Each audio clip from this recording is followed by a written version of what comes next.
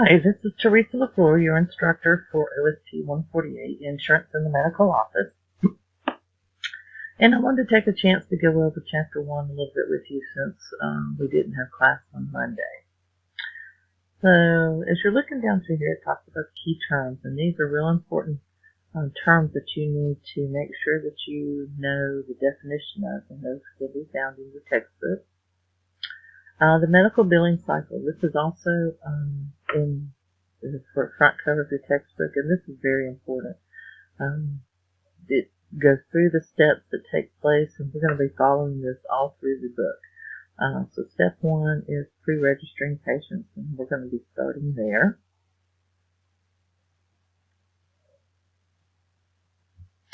So this talks about working with medical insurance. Now, as you know from probably your own experience, whenever you go into a doctor's office, you have to pay for the services received. Most patients will have insurance, but there will be some that don't, and these are known as self-pay. And they always try to collect that payment up front when you come in. So before you're even seen, you need to make your payment. If you have insurance, it's usually a set fee, like $20, $25, $30, $40, somewhere in that range. If you're a self-pay patient, your best bet is actually to call before your appointment and discuss financial arrangements with them. Most companies will, most physician offices will offer a discount if you paid in full up front. Others may have some type of financial arrangements for setting up payments or whatever is normal for their office. But that is something that you will need to find out ahead of time. Healthcare is fast growing, and right now it's changing a lot with what's going on, so you need to make sure that you keep up with what's going on. Try to keep an eye on the news. Everything is changing right now. We don't know what the healthcare is going to look like in the near future here. So when you're looking at that industry, it's not just hospitals and doctors' offices you're looking at. I mean, we're talking medical equipment, pharmaceutical companies, nursing homes, all these types of things are considered part of the healthcare industry. And it is on the rise. The spending in there, it's very expensive, not cheap at all. And they do expect it to keep increasing. A lot of that comes from advances in technology and also research and development on new drugs, procedures, and things like that will increase the cost of healthcare. One of the big items having an effect on healthcare right now is that the baby boomers are hitting the market. So that means here the aging population is starting to hit. These are the ones that are over 65. And on most of them, as you age out, you start getting chronic diseases. And these will have an effect on how often you're going to hit the healthcare system and what impact it's going to have. So these rising costs do put a pressure on the practices. They do have to make money. They have to stay profitable or they won't stay open. It's just like any other business. Healthcare is run just like any other business that way too. But most patients don't think of healthcare as a business and don't think it's something that will not be there. And if we don't figure out a way to make sure that the physician offices are also getting paid, they may not be there in the future for us. So medical administration has lots of different tasks in the physician office. They do the billing, record payments, they do the scheduling. That's pretty much a good portion of their job. The final day-to-day operations of the financial office, not the medical side, but the financial side. Practice management programs are computer systems that are set up to handle patients. All the data for them, the providers, the transactions, what happens, what they were seen for, the cost of it, what they paid, all that type of information. And then there's also a clinical side that you can enter in the medical record information too.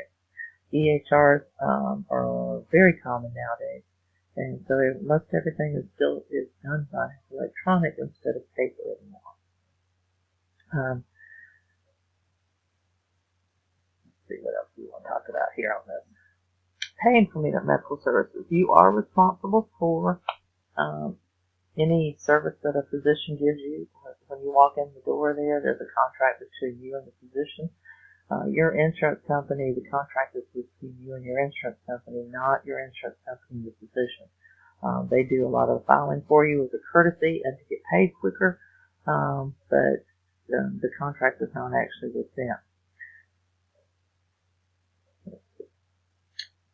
So, insured versus non-insured. This is changing again because this year our president signed off on taking away the penalty for not having insurance. So we may see some changes there where people are not having insurance who did before.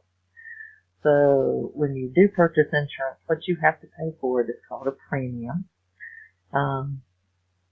And you also have a deductible that you have to meet. That is a set amount that must be met before the insurance starts paying. It could be $250, $500, or if you're looking at some of the high deductible plans, it can be $1,000 to $2,000. It depends upon which plan you have chosen. The higher the deductible, usually the cheaper the plan. They do have a list of services that they will cover.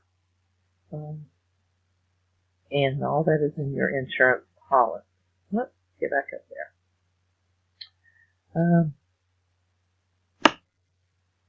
Everything that is done to the patient has to be medically necessary. You can't just have something done because the patient wants it. It has to be that it's covered and that it is required and necessary to treat the patient. And this lists the different types of insurance that are available out there. And we're going to go over a lot of these in the chapters in this book, so we will get through them as we go through the book. Private insurance or commercial insurance. These are what most people, if you work, you have either private or commercial health plan.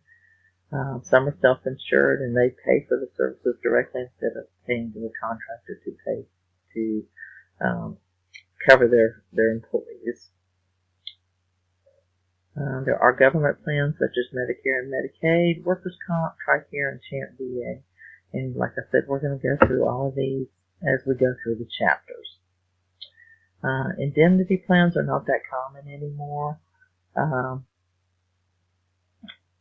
These are paid by the carriers on a fee-for-service basis. You just don't see it. Most of ours is managed care now. You either have a PPO or an HMO, and these are the most common types of plans that are available. This part here, I'm not going to go over. I want you to kind of read it because we're going to talk about it in class and go over how to figure out the deductibles and copays and that type of information.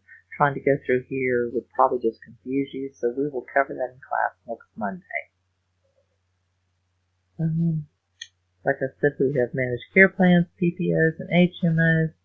Consumer-driven health plans, we had these for a couple of years, and now they're kind of taking these away because I don't really know, to be honest with you. It's just part of what they're pulling out with all the new changes in insurance. And these were the ones that had very high deductible. You're talking $1,000 to $2,000 deductible. But they were very cheap insurance. And if you were healthy, they were good, but if you weren't, they could be a real problem. They do have cost containment practices in all of them. One of those is looking at a second opinion, co-pays, trying to make sure that you have referrals all the time. With the PPO and HMO, they may use the primary care physician as a gatekeeper, as someone who you have to go through to see a specialist, and that's to make sure that you are following the rules and not just going for whatever reason that is actually necessary. So here in the billing cycle, you're going to patients, and then you're going to establish financial responsibility, check them in, look at coding, check them out, prepare and transmit claims, generate it, and all these are the steps that we're going to be going through. We are just going to start looking at this pre-registration information first, and that's where you get all the information together. Who's the patient? Contact information. Why are they there? Who's going to pay for the bill? Is it through insurance and then the patient? Is the services covered? Do we need to get pre-authorization? All this type of information is needed. You will check in the patient and make sure information that needs to be updated is there, and then you start into the review. And this part will be further down in some of the other chapters. I'm not going to worry about it right now. But this just gives you all the steps. Kind of review those and get an idea. We're going to break it down and do it step by step. So when we're looking at the patient's record, we want to make sure that we have all the information, and they're usually chronological, or every time the patient comes in, a new information is set. EHRs, we talked about them a little bit. That's the electronic way of handling all the patient information and billing, and they're very good at helping reduce the number of mistakes and items like that, making sure that everything is correct. It does cut down on a lot of those type errors. What personal skills and attributes do you need for success in working in this field? And this kind of gives you a list of what is necessary. And we'll be talking a lot about this during the rest of the chapters. Ethics and etiquette is very important. All this information is confidential. You need to make sure that you are keeping everything to yourself, that nothing is shared, that you're honest in what you're doing. Certification, you can get a medical assisting certification or some other coding certifications, and we're going to talk about those in this course also.